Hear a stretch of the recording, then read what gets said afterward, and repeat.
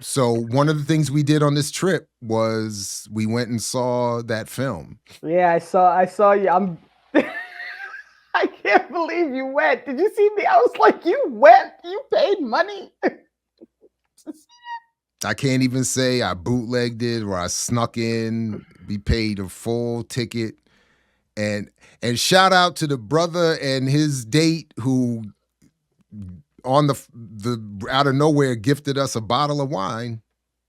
No. Because that's the other thing in New Orleans that's dope. Everywhere, just drink everywhere. Just Yeah, get a yeah, drink yeah. and take it That's true. everywhere. That's true. Like so, and dude, he said they basically said he had enough, and he saw me in line waiting to get a drink, and he said, "Here, man," handed me a bottle of wine. And was just like salute and have a good time. And before I could even fully understand what happened and be appreciative, I was just like, "Thank you, my man." I was like. Cool, So that cool. was the only good thing about that with the movie was that, Yeah. I was, I but the film is some hot garbage. I can't. When I tell you I cannot. I will not go. I mean, whenever it comes to the streaming, maybe, maybe. But I just have no interest. It's I do really want to bad. track down that Yeah. documentary that I sent you on IG though, Mm-hmm. because I want to Mm-hmm. watch that. That Mm-hmm. that to me is way more interesting because there's Maybe, a yeah. really long and sordid history of Rastafari in Jamaica, and um, on the island itself, they are not respected like that. But like it's just not, So even this presentation of like, because I'm sure none of that's discussed. I can't imagine. I saw an interview No, with there's one actors. line. They do See, these things. I'm sorry to interrupt. no, no, Just go. quick. They do these things with one lines. So there's a quick. Let me let you finish, and I'll come back but Yeah, so there's I not just much. know that Yeah. that's not going to be something that they talk about. The actor who played Peter Tosh did an interview where he basically said that like they chopped out almost all his or The all. the words Peter Tosh are never said. Right. So I think they paid somebody and You see him, and if you know the history, you're like, I was looking at him. It's clearly him right. because they did. It's really slick. So let me. I'm sorry. No, go. So now I want because I Yeah. didn't see it. So and Well, feel free to spoil it because well, without I have no interest at we all. should say spoiler alert, but it's not really a spoiler. What I'll summarize it by saying what my wife called out is that this is Rita's story. It's her story of Bob. And then I added co-signed by the Zionist Ziggy Marley, who's the only son, only child whose name you hear mentioned in the entire movie. So when Ziggy's telling people everybody's cool with the film, bull. I'm calling bull. And the only reason I'm not saying bull is because I got the door open, my girls walking, everybody's around. But it's bull. Because I know I don't please if I'm at the tail end of the relationships with my father. And if you make a film about my father and I don't get mentioned, I'm gonna be pissed. I'm gonna be pissed. So you and Peter Tosh's name is not mentioned. The other women that Bob had relationships with are displayed in backgrounds. They're not discussed. You see Rita bringing Bob to Rastafarianism, and you get a little one line here or there, which I do actually think. I mean, I think it's true. She introduced him, but the point is that you're getting her story of Bob couched in again Zionist Ziggy Marley's politics with Brad Pitt's ultimate production co-signing. Right. Right. And then, And as I that was the said, argument I had with people. Like somebody was like, but Rita and Ziggy were listed as producers. And I'm like, one, let's be clear, getting a list, getting on the list as a producer does not actually give Oh you no, they were any- involved. No, I know they were And involved. Ziggy but even actual, introduces like, the film. Like he has part of a at least in the version we got. He's like, hey, welcome to our film about our something like that. He's like, but he's the worst one. I mean, that's not my for point. nothing. Like, that's not a family cosign, right? No, like, it's and Rita and Ziggy and Brad Pitt. right. And I just feel like, so my father was from Trenchtown, right? And so there's yeah, man, there's a whole story in Trenchtown that I'm sure was not not part of the film. Like, there's just so much to the history of Jamaica. There's so much to the history of Rastafari and how it relates to Jamaica.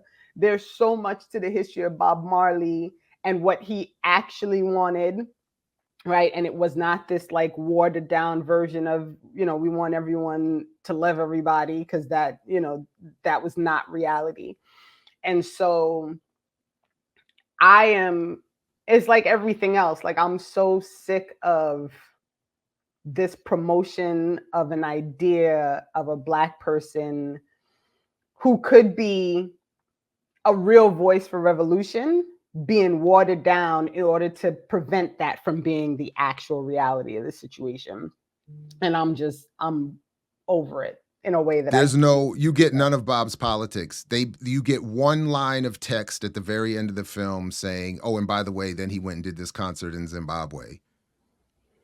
And again, my point from the beginning is, by centering the film on this nonsensical, let me not call it that, but on this peace concert that was meant to unify the Jamaican political scene, and not on the Zimbabwe concert, just doing that alone is by design meant to destroy the context and make sure you don't get into the radical politics. And then I don't mean to be disrespectful when I'm saying it's Rita's story. I do mean to say that it's Rita's biased version of how she brought him to Rastafarianism. She provided the family and the household. She suffered his infidelity and his fame, that she discovered the cancer in his toe, everything it's just, interesting. That's it. And it's not, and it's not an exploration of Bob's politics. You get, I think the Whalers are mentioned by name in passing in these flashback scenes, but again, Tasha's name is not mentioned. The tension of the band is not mentioned. They confuse the Chris Blackwell involvement in trying to rock and roll or whiten the sound. They do all of these things that it's just, and then on top of it is he's not even Jamaican.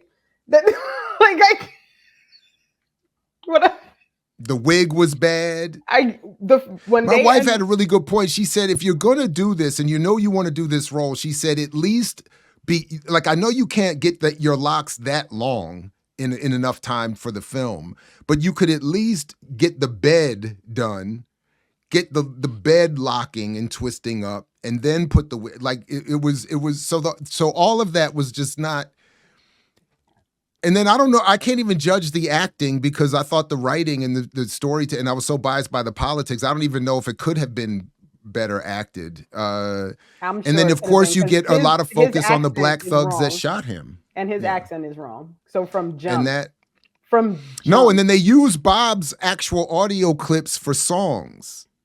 Like, so you see him lip syncing, which I thought was done fairly well for that, but there's just so much more that they could have done. So if you know about Bob, and if you know about the politics, and if you even just know about the band, when you have literal brothers playing drum and bass in a band, like forming that kind of, like you could have done all kinds of stuff. The I3s are not mentioned. Judy Mowat is not mentioned by name. Like the you see them performing, but it's all focused on Rita. So it's like it seems like she's even dissing the women that she's singing with. Like they're not, you don't get scenes where they're talking or rehearsing as background singers or going through whatever they're going through or whatever. You don't get any of it. And then so I was like, it was as bad as I would have thought it was going to be.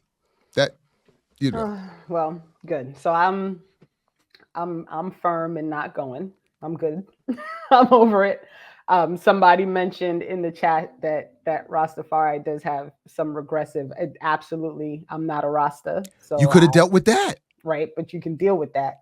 You know, but there's explore those contradictions. Absolutely. Right, absolutely. And there's just a better way to go about all of these things. And I fully blame you and Jackie Lukman, because I cannot watch anything now that has any kind of like truth point in history and not roll my eyes. Everything I watch. Jackie likes horror films too, so I got to get her into this conversation when I link up with this Professor Coleman. Yeah, she's a and big Todd's in the horror chat, film so happy birthday again, Todd. Oh, Todd's in the building. I didn't see that. Where you at, T Diddy?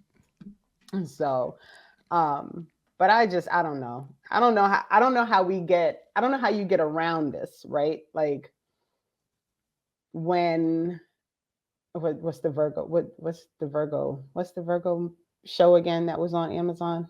I Am Virgo. I Am Virgo. Boots Riley. Mm-hmm. And so, you know, that contradiction of like doing that on Amazon, right? But recognizing that like if you want people to watch a thing, then you got to do it in a place where people are going to be able to watch it.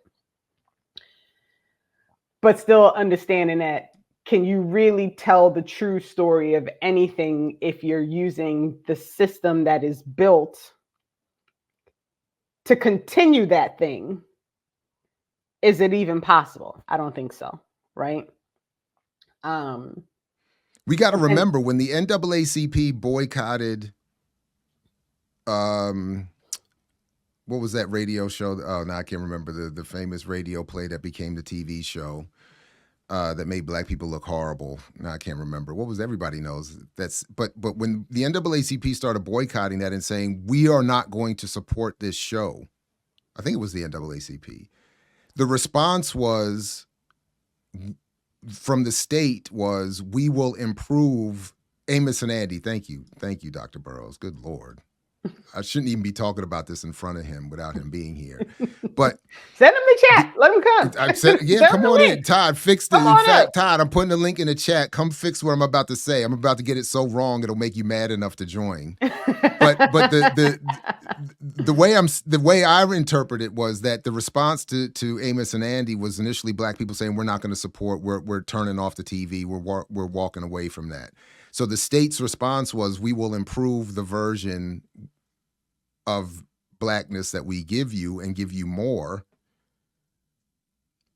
It worked. And we'll give you more,